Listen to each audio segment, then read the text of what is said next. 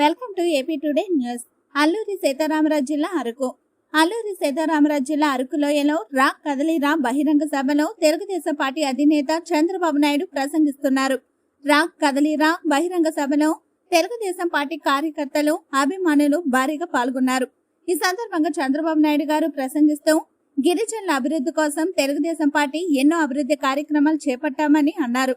Telugu Desam party అధికారంలో ఉన్నప్పుడు అరకు కాఫీని ఇంటర్నేషనల్ గా ప్రమోట్ చేస్తే జగన్మోహన్ రెడ్డి గంజాయిని ప్రమోట్ చేశాడు. ఇంకో 81 రోజులు మాత్రమే అని, తర్వాత తెలుగుదేశం పార్టీ రాబోతుందని అన్నారు.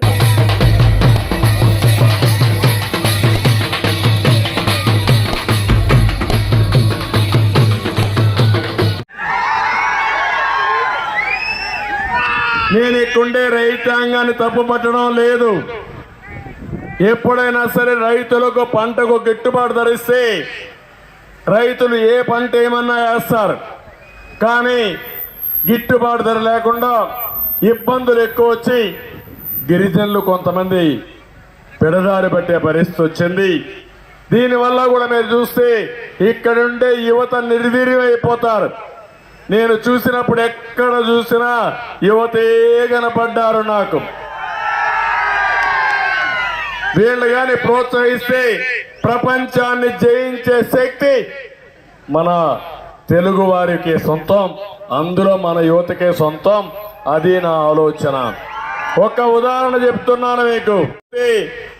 ఇండియా నుంచి పెద్దగా ఉండవు కానీ బ్రాండ్లు, మన అరకు కాఫీ ప్యారిస్ లో కూడా బ్రహ్మాండంగా ఉందంటే అది తెలుగుదేశం పార్టీ చూపించిన చొరవ.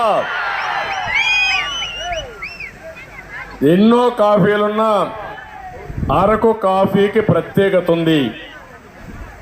టేస్ట్లో కానీ అందులో ఉండే మంచి కాఫీ ఇచ్చే గుణాలు ఇక్కడ ఉన్నాయి. ఏ విధంగా ఆదుకోవాలనో ఆ బాధ్యత కూడా తీసుకుంటా.